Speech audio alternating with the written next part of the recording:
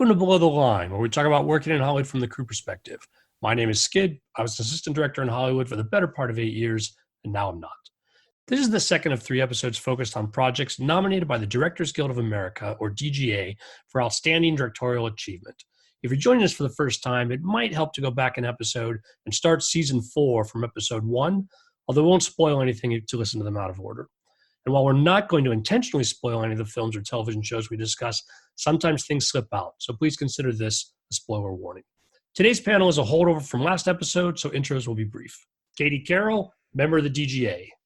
Happy to be back. Bill Hardy, member of the DGA. Hey, Skid. And Sean O'Banion, not a member of the DGA, but a member of the Producers Guild of America. Thanks for having me back, Skid. So before we move on to the next category, I want to briefly revisit the theatrical feature film list and ask, which movies do you think should have been nominated that weren't on the list? Well, in my mind, it's Little Women. I think Greta Gerwig did a fantastic job with that movie. It's so brilliantly done. It has time jumps the way Irishman does, but the moment the first time jump happens, you're like, what's going on? And then you figure it out, and then you're like, oh, okay, now I know where I am. Now they're playing with time, but you always know where you are. It's a story that always has heart. And I think, I'm not going to go deep down the female side of it, but the other reason I think it's overlooked is because it's the 20th iteration of this. So a lot of the old-timey people in the DGA are like, oh yeah, I've seen this movie. Well, no, you saw it 50 years ago. This is a different version. It's an old white man's version of not liking war movies. My version of not liking war movies. They're like, oh yeah, I've seen this. I've seen it. The way I say I've seen war movies. No. All war movies are a little bit different, but there are things that I don't tend to like about a lot of war movies. So I think they probably, I'm guessing, looked at it like, oh yeah, I've seen this. Have you though? Let's take a look at this. We could do a whole episode probably on where the nominations come from and how people vote on that. And maybe it is worth noting that with the DGA, Directors Guild members are able to nominate 5 films out of any film that meets the release category. And there's a whole list. I think most people are probably doing it online. I remember one was on paper as well, but you just choose the movies and then it's ranked voting. And so however those ranks add up, that determines what the 5 films are. It'd be interesting, obviously they don't release this, to see where Little Women fell in that, if at all. Honestly, it wasn't one of my favorite films of the year. I wasn't super familiar with Little Women going in. I've read a lot about how Greta Gerwig changed things to make it accessible in ways that obviously have appealed to folks, and I think it's strong. And Greta Gerwig, who I think did such a fantastic job with Lady Bird, I was sold. But for me, the time jumps, and maybe it's my bias, it didn't really work for me, the kind of going back and forth. And I thought some of the acting was peculiar to use the same actors in both spaces in ways that I think maybe I would have cast littler women for when they're littler. It might have been my approach on that, but how about you guys? Films you think are missed, things that came out this year that should be here but aren't? I had, of my 5 nominations, I didn't have Irishman or Parasite, but I did have Ford versus Ferrari and Pain and Glory, the Pedro Almodovar, which I've always loved his movies. And who said during the Golden Globes, as long as you can get over the 1-inch titles. It was Bong Joon-ho. Yeah, that's who I thought it was. I see the way I tricked you into saying his name. But it's Pain and Glory was amazing. I've always loved his movies and the color scheme, the way I want to live in a world. I want to live in a world where reds and blues look like they do in Almodovar movies. And everybody's fantastic in that cast too. It's more little kid stuff, great performance by the little boy playing him at a young age. And I always love movie inside movie stuff. It's autobiographical. So, it's like all that jazz, maybe this. It's a really nice film. I might have subbed in Little Women instead of The Irishman, honestly, as well. I've been a fan of Greta on the acting side as well. I like Frances Ha. I like Lady Bird.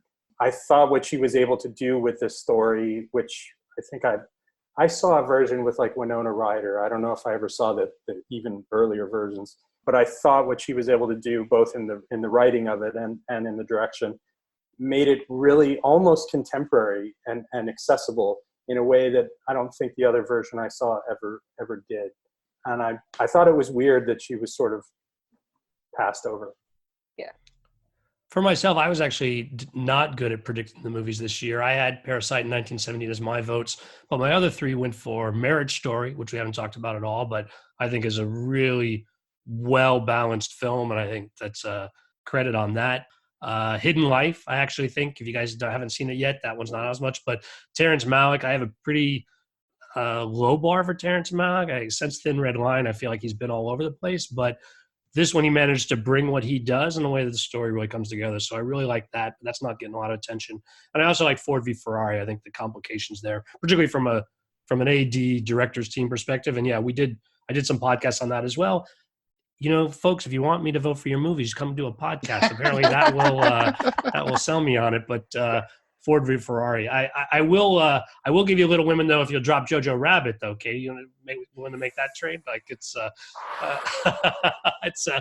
it is, and it's not what we're going to talk about today. But I do think it's an interesting year where women are really underrepresented in the awards season across the board. I think, and that's and you can argue that whether these are the best movies or not, but you got to look at the system that we're not getting more competitive movies from women. It's not just about what women are directing, it's about the opportunities and how these deals get made. So that's another podcast for another time.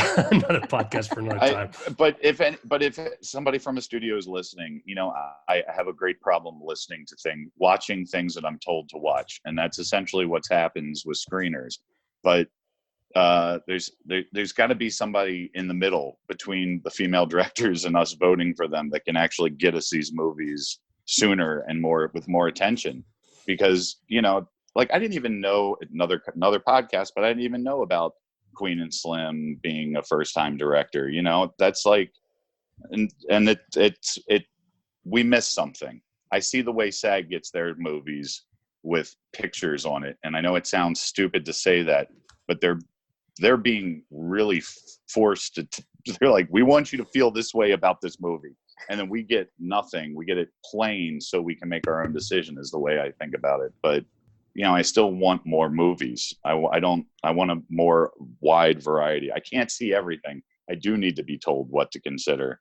So the studios need to, they should have better campaigns for these female directors too. You know, it's an interesting take. And again, we're going to talk about first-time feature films in just a moment where women are better represented this year, and maybe there's hope for the future in that.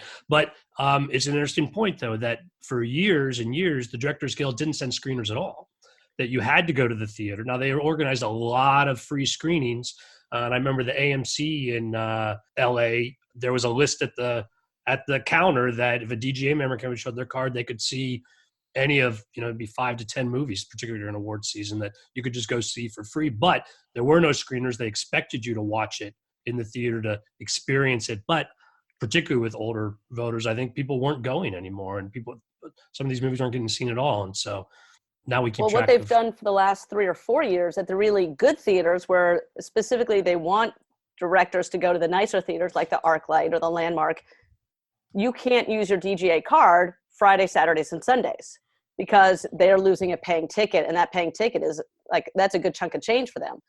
So, well, if I'm working, I am not going to the movies Monday through Thursday. That's not happening. I can maybe watch a screener at home one night, but I'm not taking an extra 20 minutes, 30 minutes to drive to the theater, spend money on parking, go to the theater, come back. I mean, that's for a short 2-hour movie. That's minimum 3 hours that I'm gone, maybe more, because you can't pick your ticket ahead of time. So you got to book the tickets. So yeah, the moment it became harder to get to the theater, that's about the time that they started to finally allow us, you know, send out screeners like, oh yeah, your TVs and your sound systems are actually pretty good now. So let's look at it really. Well, thank goodness that we're able to see more of these things, because otherwise I think a lot of these first-time directors, we might not have had as many opportunities to see at all. Do you guys I mean, once you get to a certain point in the season, it's very clear what the sort of contenders are. So, you know, and a lot of times I'll get a screener late, you know, in December or something, and I'll be like, well, nobody's even talking about this now, you know. So it's not even like I could write it in for PGA, but and then I'm like, I'll get to it, and then often I don't. unfortunately, I have enough free time that I can put some time into it. So I try to take it pretty seriously myself. But but at the same time, I recognize that if there's not a campaign behind a movie, like a couple of years ago, the first screener I always get is always mentally influential, and I got Mother, Darren Aronofsky, and I love that movie. I thought it's amazing. I tell all my friends they should go see it. I think it's got like a 13 on Rotten Tomatoes, and I almost felt silly when I realized that nobody else liked it as much as I did, and it wasn't one of their five. So it's a few years ago, A Most Violent Year, the J.C. Chandor film with Oscar Isaac in it. That was like the first one that I watched it. I was blown away. I was like, this is an amazing movie. And then it just was nowhere in the conversation. And I was sort of in shock about it. I mean, I'm still in shock about it. I think it's a great film. But yeah, occasionally that'll happen where I'm just like, I'll watch something, I'll get the DVD and be like, I don't even know what this is, but I'll pop it in and, it'll be something moving. I think I didn't see the film because I never got a screener, but there's a movie called Waves this year that I saw the trailer for. And I was like, I'm going to like that movie. And A24 just didn't send it to me.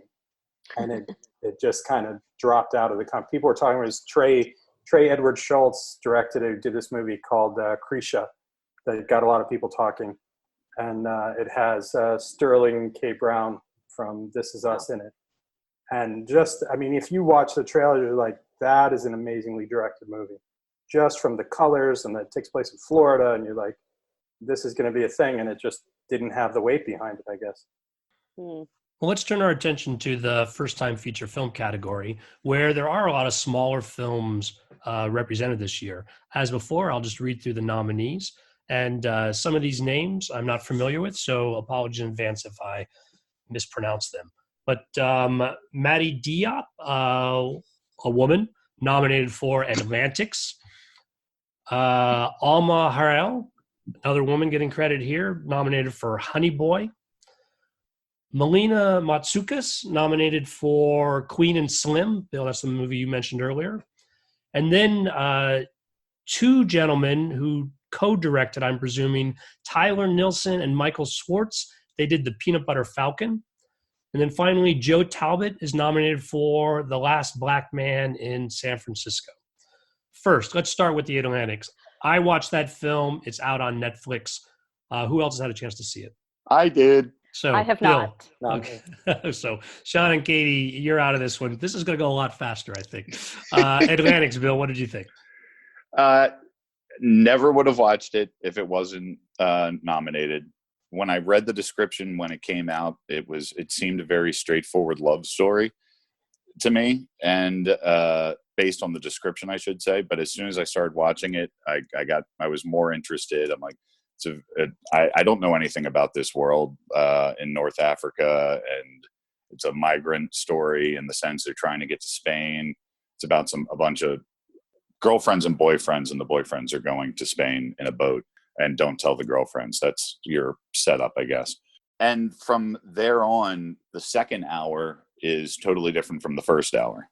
I felt like there are still elements of the overarching love story for sure, but yeah, I saw the film as well. So for folks who are not familiar, it's set in, I think Dakar is the capital of Senegal.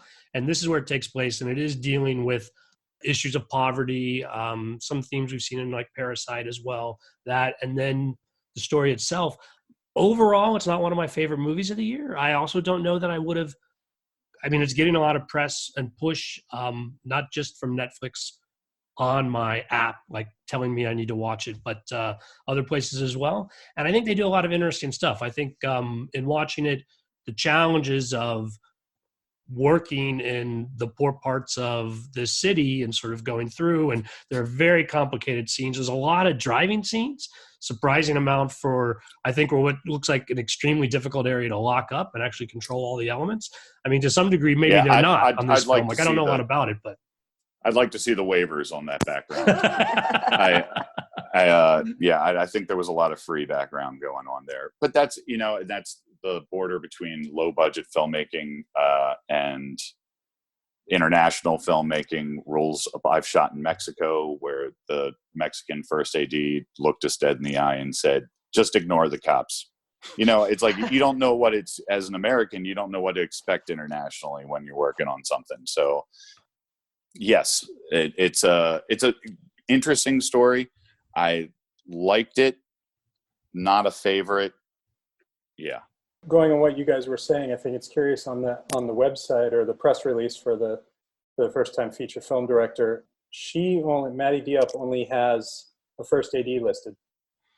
It probably was. Yeah, I could easily see that being one of those crews that was operating at a low budget level where it was almost like what we would think of as a non-union commercial crew. Yeah. Like, I mean, it's a lot of running and gunning, and I would imagine, and a lot of really long takes of nothing in particular, which is, sorry guys, I know I don't have any Oscar nominations, but it's a giveaway that you're a first-time director. You know, I'm a film student. I know how this shit works. even if it was 25 years ago, it's, you know, come on, are you telling a story or are you killing time? I agree. Actually, and that sounds very critical. That sounds very critical. I liked the movie. I liked the story. And it's one of those things where I'm sure she's learned that lesson from audience reactions. And it'll be interesting to see what she does next, whether she's able to tap into those feelings and some of those themes that she was exploring and deliver a more polished product next time. Let's move on to the second film on the list, Honey Boy. I have also seen this film. Who has also seen it with me? I saw it. Okay. The first 25 minutes at this point. So Sean and I have seen the film. Bill has seen about 25 minutes. Katie, we're just making recommendations for you at this point, I know. So I'm making a list. I am making a list. All right. So Sean, start us off. What do you think of Honey Boy? I mean, I knew a lot of hearsay stuff about, so if you don't know, Shia wrote the film while he was in rehab after an arrest, as not even necessarily to be a film, but to be some sort of catharsis for himself. He's been diagnosed PTSD due to his relationship with his father. He had known this filmmaker, Alma Harrell, for several years. She directed music videos and things like that. And sort of like, you know, when he got out of the rehab center, said, I wrote something in there and I don't know if it's a thing, but like read it and just see what you think. Because if nothing else, it'll help you understand me. And she read it and said, we have to make it. And sort of, I guess, prevailed upon him to play his own father. And the story is about his life.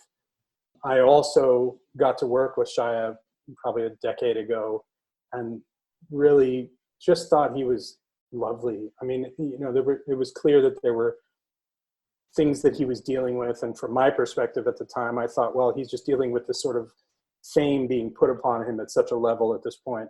But it was almost, in some case, I don't know about for you, Skid, but watching him playing his father, talking to this young actor, Noah Jupe, who's also in Ford versus Ferrari, who's very talented. Sometimes it was really difficult to watch. And I felt like what Alma Harrell was doing was she really wanted you to feel that. The way that the father would speak to the child was terribly emotional for me. And now, you know, it's just like, I don't know. I don't know if I was sort of connecting dots that weren't even necessarily there because I'd met him and been around him, but I found it very emotional. I agree, actually. I didn't go into the movie with high hopes. Honestly, from the way it's put together, I was concerned that it was some sort of vanity project. It was going to be very sort of self-indulgent, that basically Chaya acting and, although not the director, technically directing himself in kind of the movie. But in the end, I think it's much more complicated. And Sean, I think you point out sort of where those edges are. And to Alma's credit, I mean, to bring all that together and to hold what's obviously a very personal story. And it's personal in ways that are open, but again, in less capable hands, could very easily have tipped over and been less of a good movie. So, but Bill, you said you started the film but not finished it. Tell us more what you think so far. I mean, I'm curious. All the the hype was a turnoff to me for sure. Kind of what you were saying, Skid. Having worked in Hollywood during his first appearance. I mean, I remember watching Project Greenlight pretty religiously. That Battle of Shaker Heights. So I feel like we really have watched Shia LaBeouf grow up. And I feel for those people. They're not. I don't think they intend. I don't think they originally intend to entertain us on a 24/7 level. And I can only imagine where that puts people sometimes. I've seen it happen. So, it's anyway. So yeah, I'm definitely interested in finishing it. I like where it's going visually and thematically. I'm not too distracted by him playing his father, but there was also a glare on the screen, so I couldn't really see him that well. Okay. Whatever it takes to get through it. All right, let's move on to our next nominee. Melina Matsoukas has been nominated for Queen and Slim. I've seen Queen and Slim. Sean, have you seen it? No, haven't seen it. I know, Katie, you haven't seen it. You told us before. Bill, Queen and Slim, I know you've seen it because you mentioned it before. Why don't you start us off with this one? Yeah, I really liked it because, people keep saying it's, or at least I keep hearing like Bonnie and Clyde. And I think that's a real misrepresentation of the story. You take that format of the white couple creating chaos across America in a road rage thing like Natural Born Killers, and then you supplant a black couple that are dealing with the way white America treats them. And they're not doing anything wrong, but they're getting treated exactly the same as Mickey and Mallory Knox. And it's a great story. Like I visually, I was blown away. I love the color scheme too. I like, which I know is a weird thing if you're not artsy fartsy film student to think sometimes. It's a little weird that you brought it up like 3 times today, I'll say as well. I have, but it stands out. It really stands out to me. And I'm fully engrossed in a film. The palette of a movie is an important part. It's creating the feeling, the vibe. And I think that it's a great movie. It's a great story. And Skid, what did you think? Equally, I thought it was amazing.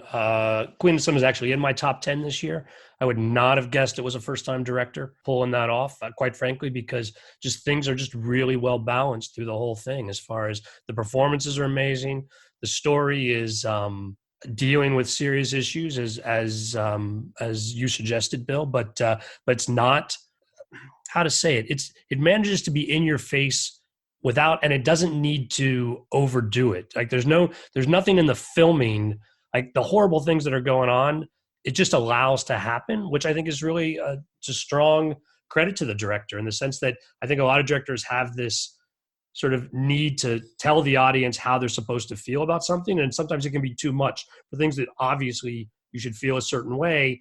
Then it gets sort of layered on where there's extra music or tight shots or just things that make me feel that it's being, even if I agree or I'm concerned, it forces it down. This movie doesn't have that. I just really enjoyed it. And it's probably my pick for this category. Just, again, no idea it was a first-time director. It's already head and shoulders above some of those things. Absolutely. That was my first reaction when you told me it was one of the nominees for this category, because I had no idea.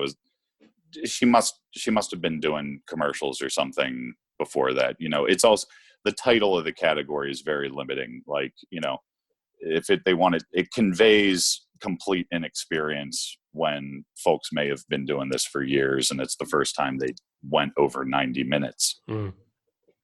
Good point on that. Well, what I can't compare it to is the next film, The Peanut Butter Falcon, Tyler Nilson and Michael Schwartz. This one I haven't seen. Back to our conversation, they did not send out a screener, at least to the Directors Guild. And so I haven't... SAG got it. Oh, SAG? PGA got it too. Well, what's going on here? All right, so who's seen the movie? I've seen it. Sean, you're going to have to take us through this one. I think you're the only one. I'm the solo. Well, I'm a little bit biased because I have had several conversations with Michael Schwartz, one of the directors, because I produced a film in 2010 called Girlfriend that won a Gotham Award, and our lead actor had Down syndrome. and the lead actor in this movie, at least the one that's not a known person, has Down syndrome, and that's sort of the story. It's a little bit like I guess it's like kind of like a Huckleberry Finn tale through a modern lens. Shia is in it, Shia LaBeouf, he's fantastic in it. And it's a very sweet movie. I guess that's the best thing I can say about it. It leaves you feeling a little buoyant when you leave. It's a bit of a fantasy for this character of Zach. Yeah, I don't think it's, in terms of like what you guys were just talking about with Melina Matsoukas and Queen and Slim, it's probably not on a level to get a lot of attention, other than the fact that there's a Down syndrome actor in it. It does have some really beautiful shots in sort of the Deep South, but it's not a flashy movie in any way, shape, or form. Well, I will watch for it when they put it out in a format that I can see, and I know there's so many choices now that I will catch that as well. The last film in this category, The Last Black Man in San Francisco, directed by Joe Talbot. Another one I have seen. Bill, I know you've seen it. Sean or Katie, before we get into it, you guys are shaking your heads. So the Bill and Skid Show once again. Bill, what do you think of Last Black Man in San Francisco? Liked it. Didn't realize until 3/4 of the way through the movie that it was a true story, which I guess might be an indication that I had drifted off to IMDb. But yeah, I liked it. I also felt the first-time director aspect with this one, though, but on a different level. It had a lot of great performances, a lot of I think that San Francisco is a character in the movie for sure. So they took advantage of their surroundings well, I think. I liked it. It was interesting characters for sure, but I don't know, the title's relevant, but it might be too long. I don't know. I feel like I was turned off by the title. I don't know. I had too many words. I'm not sure what it is.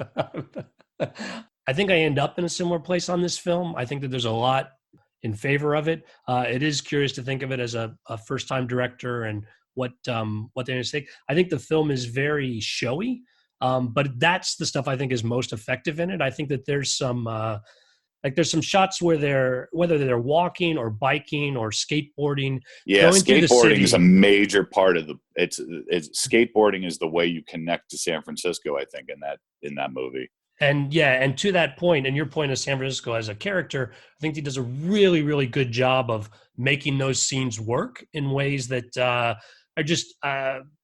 I was impressed. I just think there's a lot of show there. I think Joe Talbot is demonstrating, to the degree that it's to his credit, and I don't know what the full team was, demonstrating a lot of sort of skill in being able to capture that and bring it out.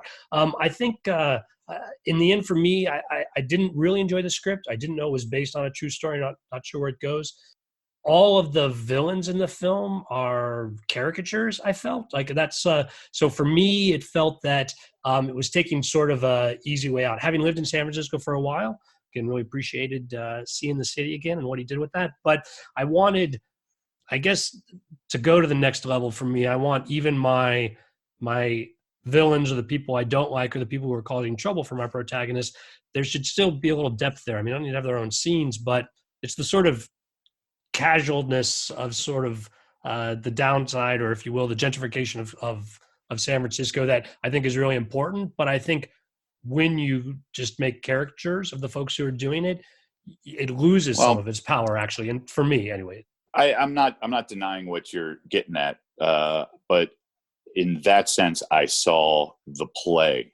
There's a subplot within the story of one of the characters is writing a play, and it felt as if it was a play that had been turned into the movie. Like that's what it was. The main actor, Jimmy, that's his real name. Like that's I guess that's his story is what I read. And it felt like a play. So I judge it as, once I get that vibe. JoJo was kind of that way too, where it's the campiness takes it to a point, and it's so much one-on-one dialogue heavy, where I start imagining it on a stage. And all film ultimately, I mean, hell, the first 10 years of movies. They were literally shooting plays. So not to go too historic on this conversation, but save it for another podcast. Yeah, sorry. But yeah, so the campiness worked as the way you play to the 50th row as opposed to the camera that's right in front of you. But and actually, and as you were describing it, it reminded me of what you pointed out on Jojo Rabbit that I may have missed, where when we're doing from when we're experiencing the perspective of events from a specific character, like whose you guys story talked is about, it? you guys It's talked an about with the question. Nazis as well. It's Yeah. an important question that I think I saw a teacher asked it of me and then showed me the documentary. But it was the DP asked Spielberg on Sugarland Express, whose story is it? And Spielberg's answer, as any director, first-time director will say, it's my story. I wrote this thing. No, I was talking about the characters. Whose story is this telling us?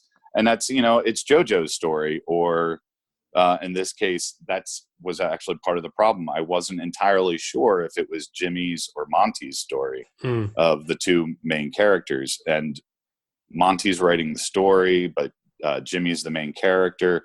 Like, I feel like that even could have been worked out more, make it a better story. That, to your point though, but I was just like, as in JoJo, the Nazis are campy, and whether it's Monty or Jimmy, all the white people are assholes, and so that's kind of where the movie goes. All right, well, that's that category.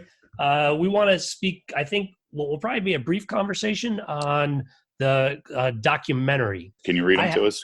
Yeah, American Factory is on Netflix by Stephen Bognar and Julia Reichert. The Cave by Faris Faid. Maiden by Alex Holmes. Honeyland by Lubomir Stefanov and Tamara Totevska. And Nanfu Wang and Jialing Zhang did One Child Nation. So 5 films nominated once again, but I haven't seen any of them. How about you guys? I haven't seen any of them. I haven't seen any, but I have been inundated with the movie poster every time I log on to Amazon of One Child Nation. So that's my betting. If I was betting, I would bet on that one for the Oscar poll because it'll probably get nominated there too. Good campaigns. It's a category that's totally disrespected. I love documentary filmmaking. Michael Moore reminds us of this. He's not the only one making these movies, and yet we still don't watch them. I would put my money probably on American Factory. I did get a screener for it from PGA, and the cover, which was just in Chinese and said American Factory on it, was quite interesting. And if I had more time, I definitely was going to watch it because I'm also a fan of docs. I did watch another doc on Netflix that's not nominated for anything, but it's excellent. I'll tell you offline. But yeah, I need to watch these. You can tell us if there's a doc out there you saw that you thought should have been nominated. That's fair game for this conversation. Well, I think it was probably released. Maybe it was released in January. I don't know. Maybe that's why it missed. But it's a Netflix doc called "Don't Fuck with Cats." Great. That is a great documentary. Yeah. I mean, I had no idea what it was going to be. It started doing one thing, and I thought, oh, this is going to be about some nerdy people and something. And by the end of it, I was like, wow, that went places I definitely didn't see coming. I mean, it's just as much about how nobody would listen to them because of the type of people that do those things. Exactly. As much as it was about the crime that they were trying to help solve. But, and I think that the OJ 30 for 30 made documentaries a very confusing thing because now are 8-hour documentaries Oscar worthy when they've been aired on ESPN? Did these things as a get miniseries? As a miniseries, not even as a feature, but as a miniseries. Yeah, I don't like. I love long form. Bring it on. But you can't qualify for both an Emmy and an Oscar in the same year, because if you qualify for one, you should automatically be restricted from qualifying for the other. I don't know how you qualify for both. You know how you qualify for both? You make it for a company that's owned ultimately by Disney. Right? It's exactly right.